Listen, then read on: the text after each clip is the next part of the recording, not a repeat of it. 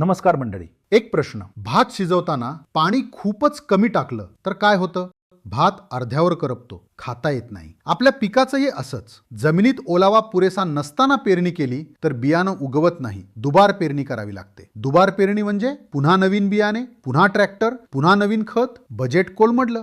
अति घाई संकटात नेई हे पेरणीसाठी 100% लागू आहे. मग पेरणी करायची कधी? 2 साध्या कसोट्या. पहिली कसोटी. सलग 2 ते 3 दिवसात 75 ते 100 मिमी पाऊस झाला का? पण पाऊस मोजायला पर्जन्यमापकच नसेल तर काय करणार?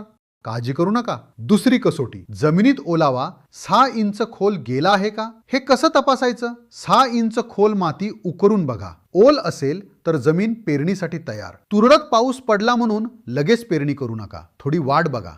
पाऊस पुरेसा झाल्यावरच पेरा. मंडळी, पावसाच्या नोंदी ठेवा, जमिनीचा ओलावा तपासा आणि मगच पेरणीला सुरुवात करा. योग्य वेळी पेरणी, जोमदार उगवण, चांगलं उत्पादन.